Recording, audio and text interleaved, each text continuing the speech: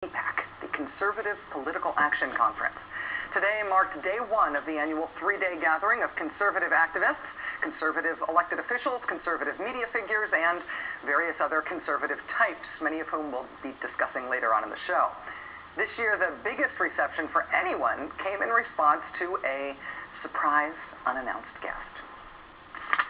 There is one man in particular we all know who certainly has taught me what it means to have the courage of your convictions. Often before big speeches like this one, I ask his opinion, I seek his advice. Well, today, instead, I brought him with me.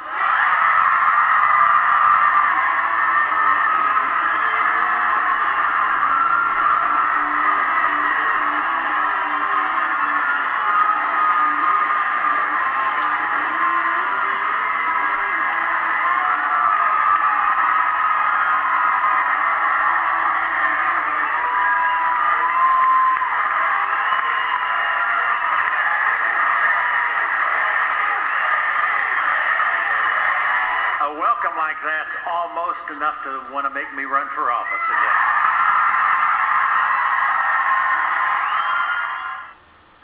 You know who was cheering louder than the Republicans in that hall? Democrats. Democrats all across the country going, Cheney, Palin, 2012. Oh, please do it. Please do it. Mr. Cheney very much enjoying himself. He did vow not to actually run again. But for politicians who probably will run, their courting of the CPAC audience today did not apparently extend to making sure that what they told that audience was true. One of these serial offenders today was former Massachusetts Governor Mitt Romney. Let's ask the Obama folks why they say no. No to a balanced budget, no to reforming entitlements, no to malpractice reform. You want to see President Obama saying no to medical malpractice reform? Now, I don't believe malpractice reform is a silver bullet. But I've talked to enough doctors to know that defensive medicine may be contributing to unnecessary costs. So I'm proposing that we move forward on a range of ideas about how to put patient safety first and let doctors focus on practicing medicine. Lots of people really do say no to malpractice reform, at least as Republicans have proposed it. President Obama is not one of those people. But do go on, Mr. Romney.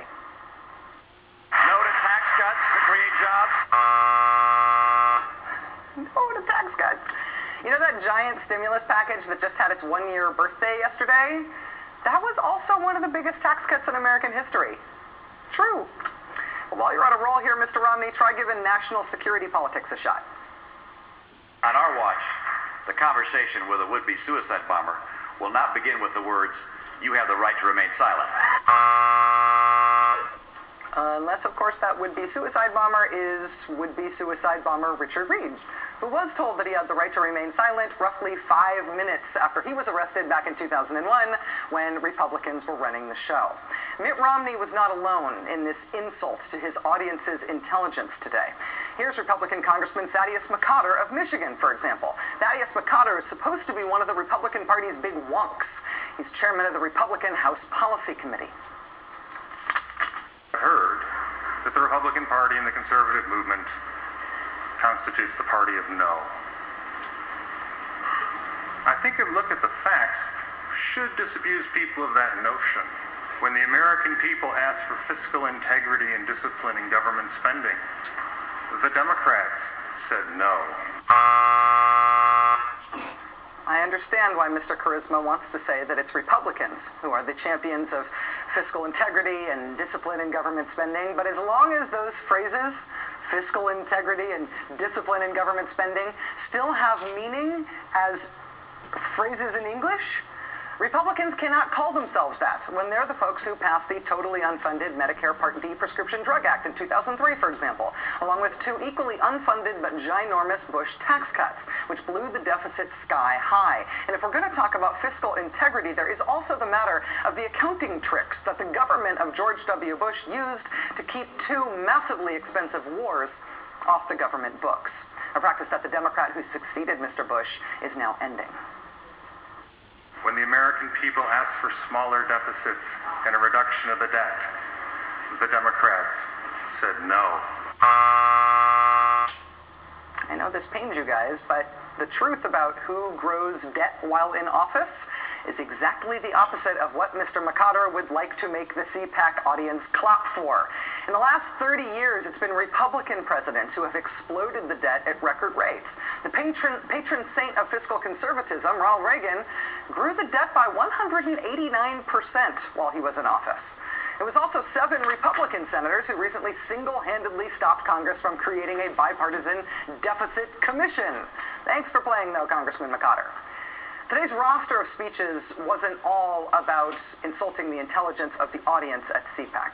It was also an educational experience. For instance, did you know that President Obama created this mythical healthcare crisis for his own political benefit?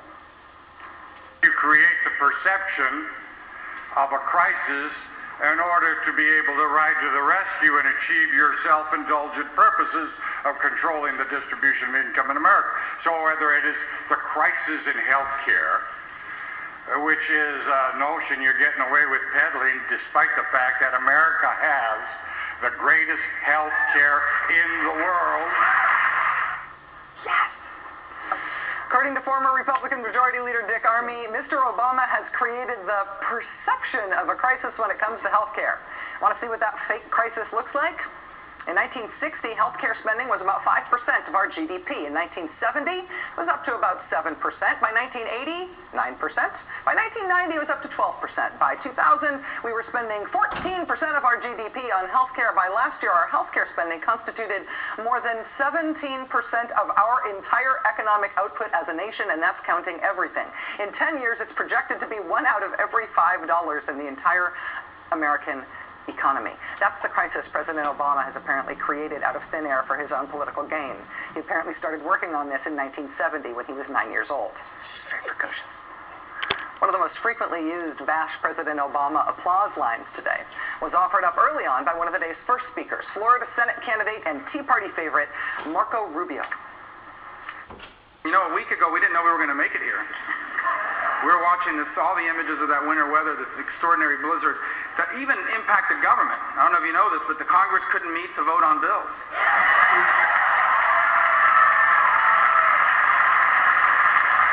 The regulatory agencies couldn't meet to set new regulations either.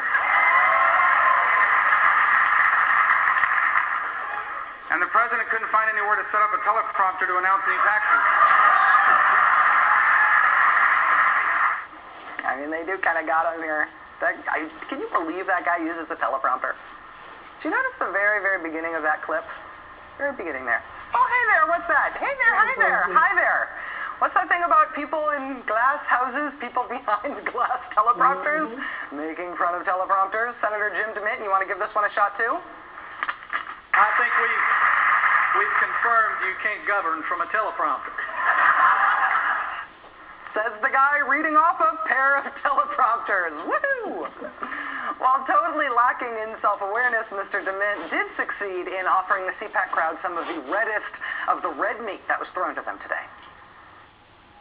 We now see all too clearly that the hope and change the Democrats had in mind was nothing more than a retread of the failed and discredited socialist policies that have been the enemy of freedom for centuries all over the world. The enemy of freedom. As I said before, CPAC is a big deal. This is where conservative politicians go to hone their messages, to align themselves with where the modern conservative movement is. And judging from the speeches at the podium today, the modern conservative movement, at least in the mind of its politicians, is in la-la land. Joining us now is Eugene, associate editor for The Washington Post. He's also an MSNBC political analyst, and he's here in person. Hi, Gene. Good to see you. Rachel, great to be here with you. Welcome to Washington. Thank you. It's nice to be here. I wish the roads were plowed better, but I'm still enjoying myself. Yeah.